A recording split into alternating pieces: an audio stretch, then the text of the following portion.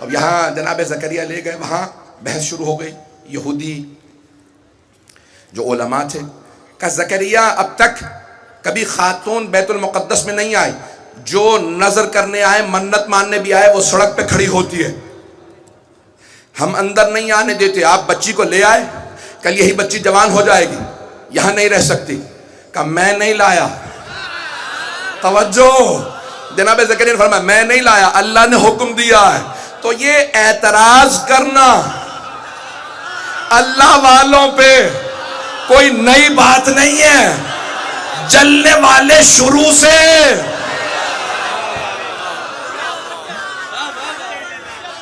سے اعتراضات کرتے رہتے تھے کہ مریم نہیں آ سکتی. جناب زکریا نے فرمایا کہ نہیں آئیں گی، اللہ کا حکم ہے، لے آئے. توجہ، اور ایک حجرہ وقف کر دیا کہ یہ بیت المقدس کے ساتھ ساتھ حجرے زمین پہ تمہارے ایک بالا خانے پہ میں نے حجرہ بنایا، یہ صرف مریم کا. توجہ، چلیں گے نا احمد میں میرے ساتھ؟ کہ یہ جو بالا خانے پہ میں نے حجرہ بنایا ہے یہ مریم کا، خبردار کوئی اس حجرے میں نہ جائے، یہ پاک بی بی ہے، تم میں سے کوئی مس بھی نہیں کر سکتا. یہ نابالغ بچی ہے، کیوں نہیں؟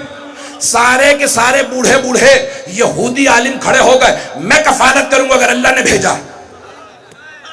نہیں ہے مجمع؟ سارے بوڑھے بوڑھے یہودی، ربی کہا جاتا ہے، ریبائز، ان کے ملا، یہودیوں کے سارے ملا کھڑے ہو گئے، اگر اللہ نے بھیجا ہے زکریا تو کفالت میں کروں گا. دوسرے نے کہا میں کفالت کروں گا، تیسرے نے کہا میں کفالت کروں گا.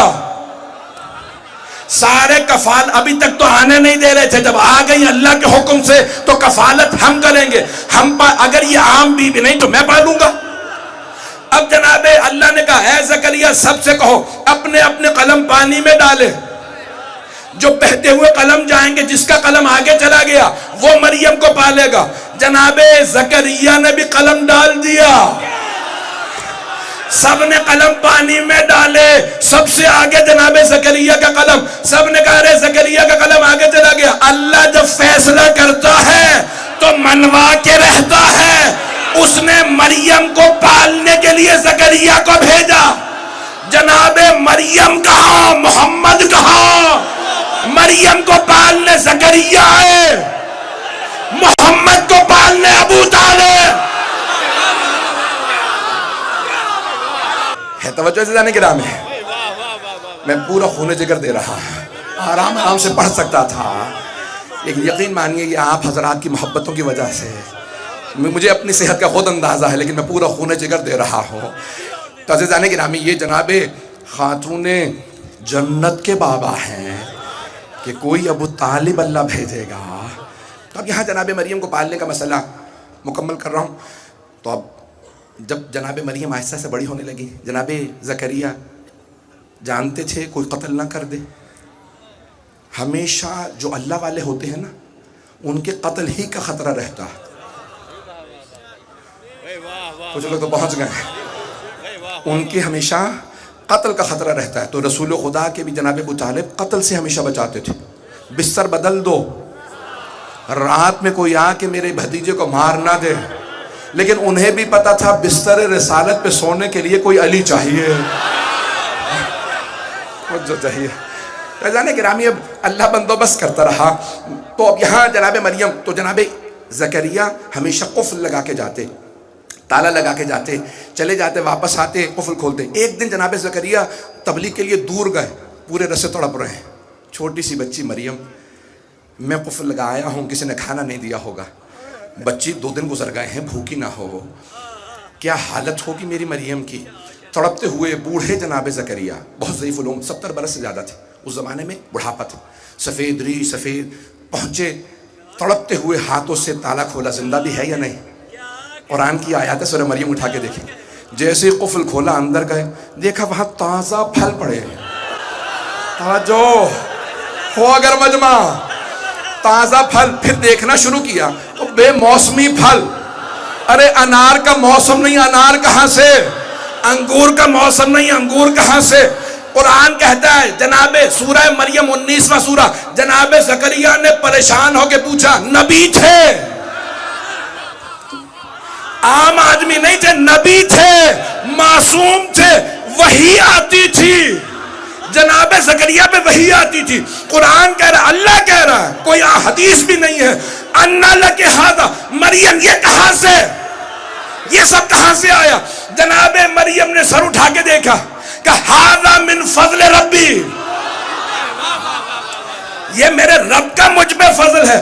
اگر مریم کے لیے قرآن بتائے دسترخوان آ سکتا ہے تو فخر مریم.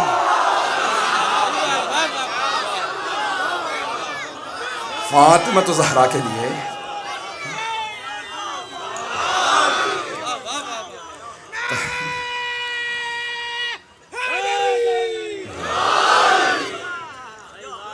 بھائی آپ نے غور فرمایا، میں وقت نہیں رہا، یہ جناب مریم ہے. اب جب جناب مریم کو دیکھا نا، اب جناب زکریا کے بھی دل میں ایک حسرت ہوئی، کاش میری بھی ایسی اولاد ہوتی. پروردگار رب لا تذرنی فردا وانت خیر الوارث، مجھے تنہا نہ چھوڑنا، مجھے بھی ایک وارث دے دے. پروردگارہ اتنی پاکیزہ بیوی، میرا بھی ایک بیٹا ہو. اللہ نے ان کی بھی دعا قبول کر لی. ایک اور بات واضح ہوئی، یہ قرآن میں نہیں ہے، یہ جو آیت پیش کرتا ہوں وہ قرآن میں ہوتی ہے، نتیجہ میری کوشش ہوتی ہے. توجہ ہو. تو اب اللہ نے قرآن میں پیش کر دوں اگر سننا چاہیں گے، نتیجہ سنیں گے. تو جناب زکریا کی دعا قرآن میں ہے، رب لا تذرنی فردا وانت خیر الوارثین، تو بہترین وارث دینے والا ہے، مجھے تنہا نہ چھوڑنا، وارث دے دے. جناب زکریا نے دعا کی. اللہ نے کہا انا نبشر کا، ہم آپ کو بشارت دے رہے ہیں ایک ایسے جوان بیٹے کی جسے ہم حکم نبوت بھی دیں گے، اور وہ ہے جناب یحییٰ. یا یحییٰ خذ الکتابہ. بھائی وقت نہیں ہے کہ میں تفصیل میں جاؤں، مجھے اشارہ مل چکا کہ وقت تمام ہو چکا. اب یہ ساری آیات ایک اشارہ، جو ایک نتیجہ دینا چاہتا ہوں، جناب زکریا نے اللہ کی بھیجی ہوئی معصومہ کو پالا، دعا مانگی مجھے بھی ایسا بیٹا ملے. توجہ، کچھ پہنچ گئے میرے بزرگ.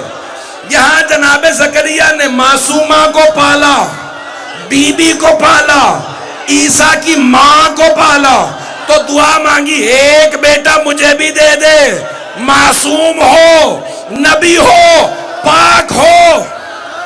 اب کسی نے محمد کو پالا، جیسے ہی رسول خدا آئے، جناب فاطمہ بنت اسد نے کہا ابو طالب مبارک ہو، آپ کے مرحوم بھائی کے یہاں اتنا خوبصورت بیٹا پیدا ہوا ہے، دنیا میں نہیں دیکھا، پاک و پاکیزہ آیا ہے، تمام آلائشوں سے پاک ہے.